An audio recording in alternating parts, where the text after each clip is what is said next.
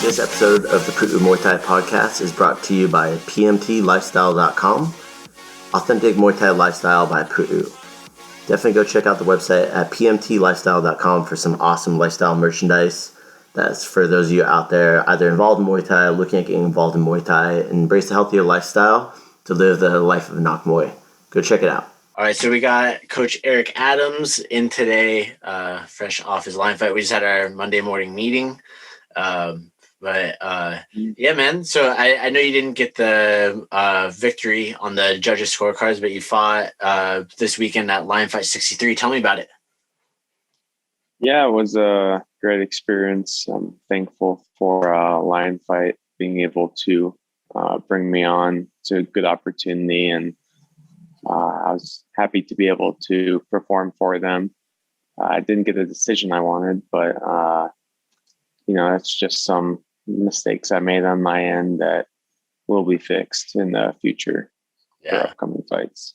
Yeah, man. So your opponent, you fought, it was Joe Sanderson, right? Correct. Sanderson. Cool. So you fought 3 rounds, and you were telling me we're talking a little bit before. So it's amateur Muay Thai, which is normally no knees to the head, but they changed that up. You told me that they were allowing knees to the head. Is that correct? Yeah, a little bit last minute. They switched the rules up, knees to the head. They gave me the opportunity to be able to pull out of that rule if I wanted, but I was kind of like, that's kind of a cool opportunity, and maybe I can land a knee in the head. Yeah. So it ended up just kind of backfiring on my end, and I was the only one who got kneed in the head, but that's okay. It was I need to get used to that anyways, because I'm not going to stay amateur forever. So exactly. I figured it was everything open for you. Yeah, I figured why not? Let's just do full rules and get used to it. There was a lot of knees thrown at my head and only about one landed. So I did pretty good there. But that being said, it only takes one. So yeah. And Joe, we knew going into that fight that he was very strong in the clinch. Yeah, that's that guy's bread and butter. That's what he does. He wants to clench you up, and just as much as I want to strike him up on the outside. So a lot of the fight after the first round ended up in his area of expertise a little more than mine. Mm-hmm. So so tell me a little bit. We're talking about we'll come back to the fight here in a sec. So let's talk about your training prep. So you moved out to California in November. Training we're talking about that too. We had shutdowns. It made training harder. Couldn't get a lot of sparring in, stuff like that too. For me, I wish I was there, man. I feel like I'm like, damn it. Like if I could have been there, like I could have helped some more of the clinch stuff too. And I felt guilty about that because that's how I am. I want to do everything I can to help support the team and everything too. And it sucked being here and not being able to help you out in prep. I know we have awesome instructors and stuff too. But I guess you were back and forth between Colorado and Ventura leading up to your fight too. Is that correct? Yeah, I was, a couple weeks there, a few weeks here. Which was cool, but at the same time, I wasn't getting altitude acclimated very well, just swapping back and forth. Yeah. So, man, I'd be going up there and I'd be like having a conversation with someone talking. I'd be like, I'm out of breath, which is weird because that's where I'm from. So, welcome to the club, man. Welcome to the club. I guess that's what it's like. Yeah. Exactly. But I mean, other than that, I still think I was getting good training, but that the physical aspect of it, going back and forth, that wasn't helping much with the altitude and all that. Yeah. Well, I mean, and it's a good lesson. Like I was sharing with you before, like, I fought in Mexico City a couple times, and it's a little bit higher than Denver. I think it's an Yeah. extra like I don't know, 500 feet or something like that. I don't know how much more it was, but like yeah, altitude is no joke. Like the first time I felt that, like when I went there, I quartered my friend before I fought, and I was like, so his name is Born. I'm like, so Born, how it feels like, man, it's hard to breathe in there. And I just remember thinking like, fuck, this is gonna Yeah. suck. So, and it's like it feels like it reminds me a lot of training in Thailand, like when you first get there and it's like all the humidity, it's very thick air, it feels like. Yeah. So Not I can as. I can understand how that feels, and then you add in clinching aspect too. That makes it Hmm. that much harder, man. That much harder. Um, Right.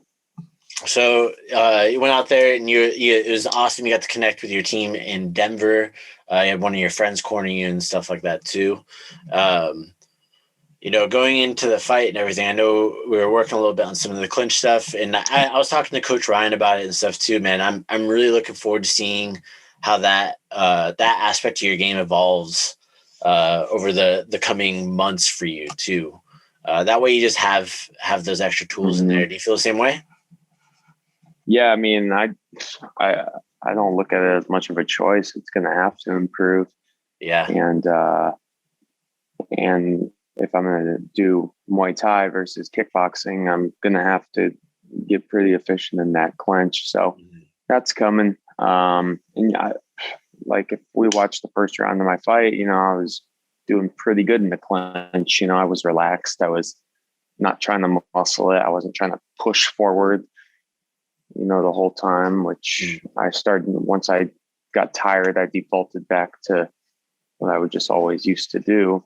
Mhm. And that kind of bit me in the ass. So It's yeah, less. I yeah, but now it's gonna stick for sure Mhm. because I hate losing. I don't want to lose again. Yeah. It'll probably happen, but at some point. But definitely don't want to. I don't like that feeling. So No, no. um, yeah, that's gonna stick with me, and I think it's gonna make me better in the long run. Yeah, and going through like and learning by experience, that's where that ring time comes in as like an amateur, right? Is Hmm. is to get those experiences, like you're saying, if you're gonna be fighting in Muay Thai and kickboxing, it's like you have to be able to switch between both. Yeah. So like it's like, hey, you're fighting Muay Thai, you need to be able to be proficient in the clinch, either enough to utilize it, understand it, and whether you use it or not is up to you. But then also Hmm. being able, it'll give you a better way to defend against it, right? So I Yeah. guess talk to me about like round by round, as best to your memory. I watched the video. So the first round, you came out pretty strong. What happened in the first round? Well, I come out and I flow the jab out there. I wanted to see what he was gonna counter with. He immediately throws an inside leg kick at me, and I just used the opportunity to throw my cross hook low kick right at him. Mhm. He he obviously after I saw that didn't want to try chop to the leg. I could see he backed away, and when I watched the last fight, he checked the leg kick. So I Mhm. was like, okay, like I know he's not gonna want that smoke if I'm throwing heat. Um anyways, he comes back in, I give him a good teep, and right after I teep him, I watch his hands drop because he tried to catch it.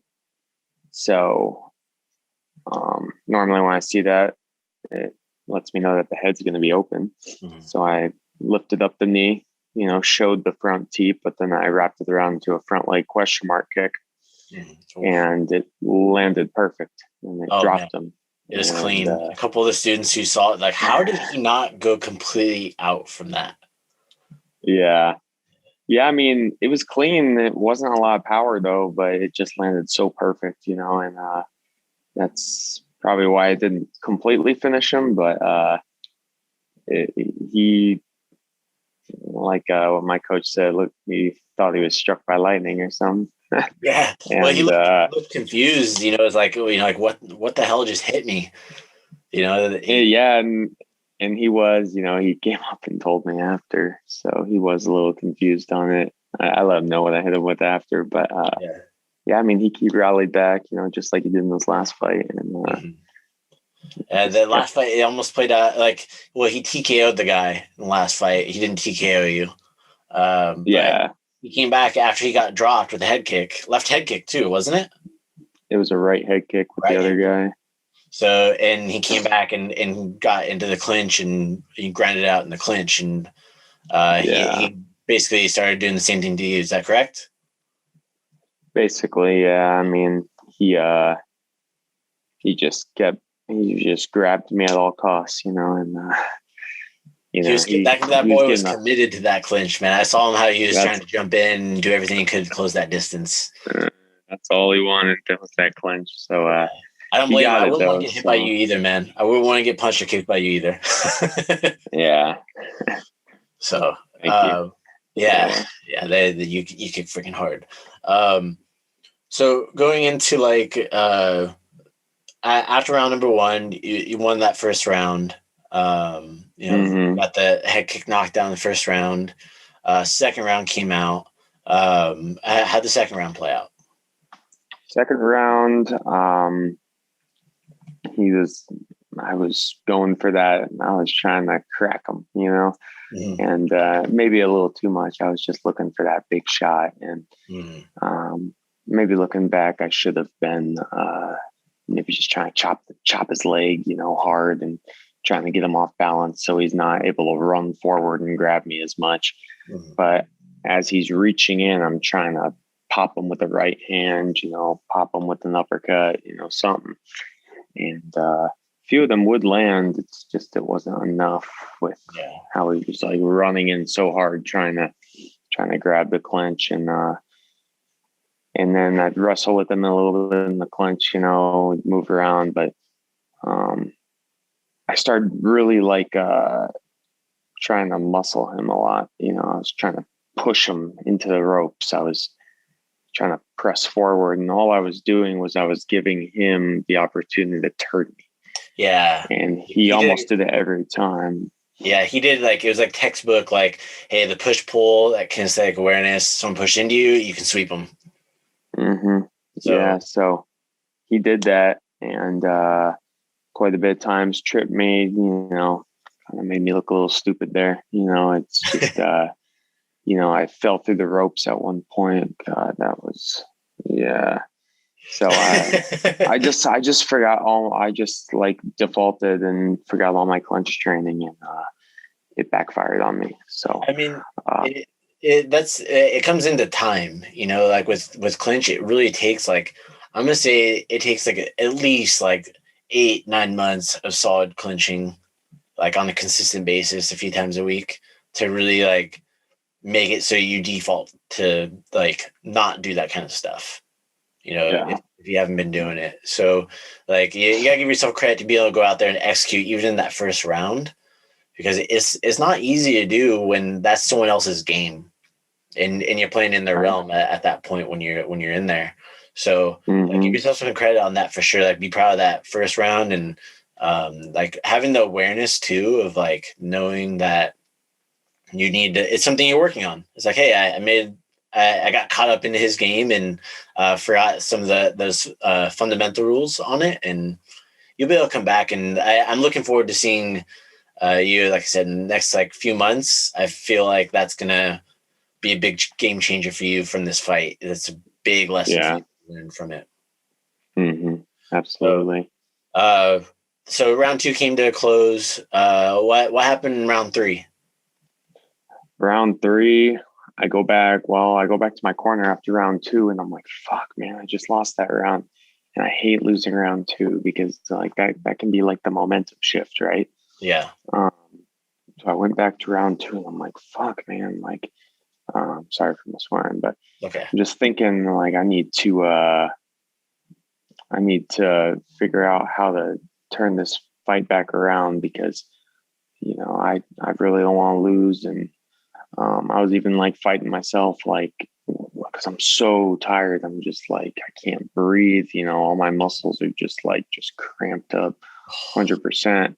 The worst. And I'm like just trying to get everything back. And I'm like, okay, I gotta win this. I'm just like, all right, I'm gonna keep him away. I gotta lift my leg. He's instantly back in on me. I'm like, are you kidding me, man? Like, yeah. So, he just gets that clinch again, and that's when I'm really like, I'm just like trying to muscle everything I got. And again, I should be relaxing. I'm not. I'm muscling him, and he's throwing knees to my head, to my body, and I'm just trying to separate and do whatever, just so I can get some space and just hit him with a bomb or something, get him off me. Mm-hmm. A couple times I would, but it's just that I couldn't get a clean shot on him.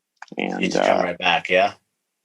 Yeah, at one point in the fight, he knees me right in the solar plex. I'm like, and like, I even thought about like, shit, I might drop if I get hit with that again.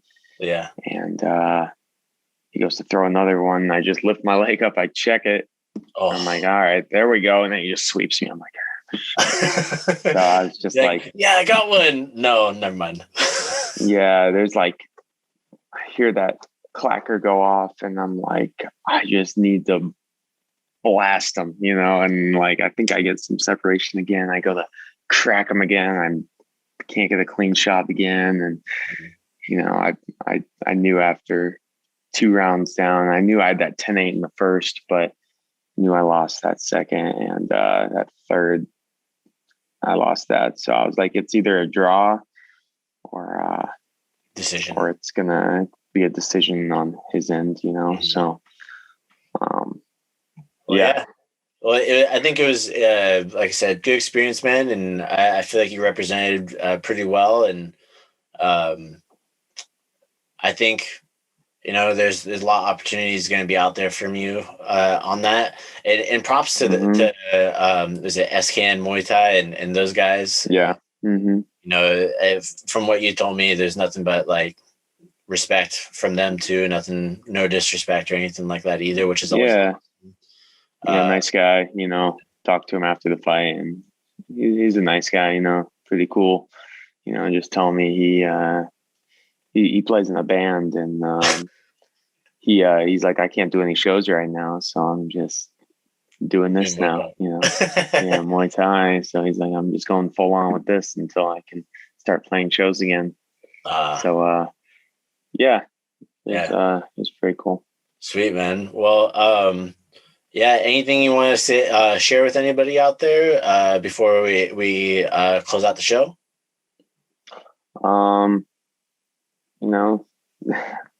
Loss isn't the worst thing. You can learn a lot from it, and just keep going, because maybe your next fight's right. Your next best fight ever is right around the corner. So it could be your next showing, and yeah, man. And that's what I think for me. After I watched that footage of my first round, it was beautiful, like textbook. And I just look at the potential of that being every round. Yeah, man. I see the same thing for you, and that's why it's like I think over the coming, give yourself 3-4 months. I see you getting some like pretty solid gains out of that from that, because it's very small things that to tighten up, and it's just you're gonna be able to paint a good round 2 and 3, and then 4 and 5 when you go pro. Yeah, absolutely. Man. Well, sweet. Well, with that said, man, you have a good rest of your day. Have a kick-ass day of classes and stuff like that, and I know everybody's gonna be stoked to see you. Yeah, thank you. Yeah. All right, man. Take care. Have a great rest of your day. All right, you too. Thanks, Jonathan. Thanks, Eric. Bye-bye. All right, that's it today, guys. Thank you so much for tuning in. If you guys are listening on iTunes, please go leave a review. It means the world to me if you enjoy the content, if you like hearing about all stuff that has to do with Muay Thai and what we're doing. Also, there's another way to support us. If you guys visit our Patreon link, it's in the show notes. Also on our YouTube, if you go to pmplifestyle.com, there's a Patreon link up at the top. You can support us for as little as $5 a month to get some behind-the-scenes footage, things of that nature, to see what we're doing behind the scenes for Pu'u Muay Thai, what we're trying to get going. Also, you can get some early access clips. You can also get t-shirts, merchandise, and a few other things as perks of being a patron. Again, go check that out. It's at pmtlifestyle.com.